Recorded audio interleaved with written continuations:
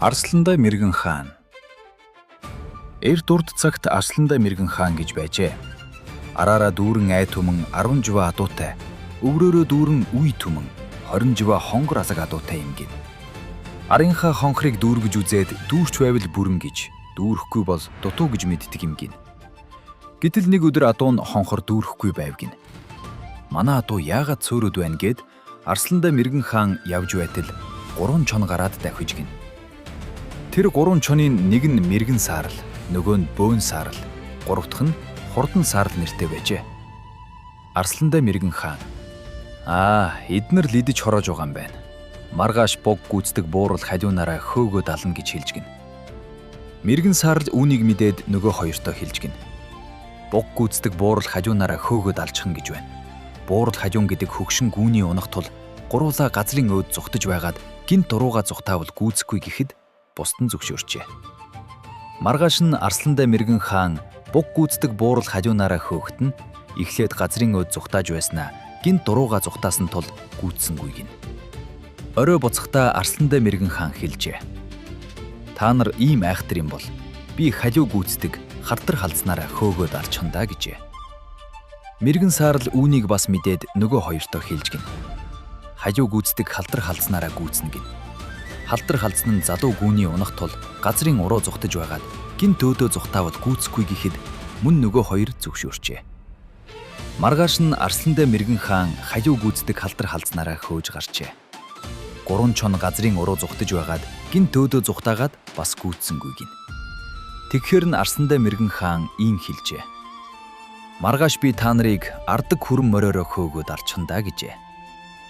Арсландай мэргэн хааны ардаг хүрэн гэж алдар нэр цуутай айхтар эрдэмтэй морь бий. Мэргэн саарл үүнийг бас мэдээд нөгөө хоёртоо хэлжээ: "Ардаг хүрнээрээ хөөгөөд алчихна гэж байна." Арсландай мэргэн хааны ардаг хүрэн гэдэг бол 5 жил суваарсан залуу гүүнээс гарсан хулангийн унаг юм. Жигүүртми шовогч урдаа оруулдаггүй морьтой. Одоо бид аргагүй болваа. Энэ шүнэл түүнийг идэхээс өөр арга үгүй гэв. Мэргэн саарл, бөөн саарл, хурдан саарл гуруула ардаг хүрний эрэлд гарчээ. Шүн дундаас хойш нэг алгын чинээ адсах шиг туранхай хүрэн морь тааралджээ.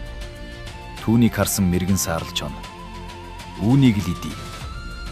Учир нь энэ морь бол хамгийн хурдан бөгөөд 5 жил суваарсан залуу гүүнээс гарсан хулангийн унаг байна. Хэрэг үүнийг эхлээд идэхгүй бол бид гурав амьгүй боч магадгүй. Харин энэ морийг идэхдээ хамтарч дайрахгүй бол хэн нэгэнд маань дийлэхгүй. Үүнийг л идсэн байхад дараа нь алин ч идсэн хамаагүй" гэхэд хурдан саарл, бөөн саарл хоёр дургүйцэж ийн хэлжээ. Өдий олныг харж байж адсах шиг туранхай энэ муу морийг идвэл арай азанд муу хэрэг болно. Зөрөөд нэг тарган гүү барьж цадцлаа идэж гин. Мэргэн саарл чон нь бөөн саарл, хурдан саарл хоёртоо хандаж ийн хэлжээ: "Би үүнээс ч идэхгүй. Та хоёр цадаж ханаад яг одоо холоо яв. Алтай хангаан ар орой дээр нэг уулзъя. Ардаг хүрэн морины ар зоон дээр нэг уулзъя. Арсландай мэргэн хааны ар мөрөн дээр нэг уулзъя" гэж хэлээд давхиад явчихжээ. Өглөө нар гарснаас хойш мэргэн саарл нөгөө хоёртоо: "За бид бадарлаа. Арслантай мэргэн хаан ардаг хүрэн морио адуунаасаа барьж унаад биднийг хөөж алахаар мордож байна. Юуны урд хурхан зүхтахыг бодъё" гэд гуруула байдаг чадлаараа зүхтсан боловч цадтлаа идсэн хурдан саарл, бөөн саарл хоёр амьсгаад нь явж чадсангүй.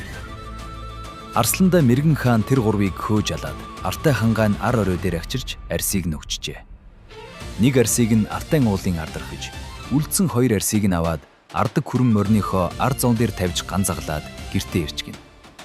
Тэгээд арсаар нь хүрэн хийж өмссөн тул тэр 3 чон алтай уулын ард нэг, ардаг хүрэн морны нуруунд дээр нэг, Арсландай мэргэн хааны ард алан дээр нэг, ингээд 3 удаа уулзсан нь энэ ажээ.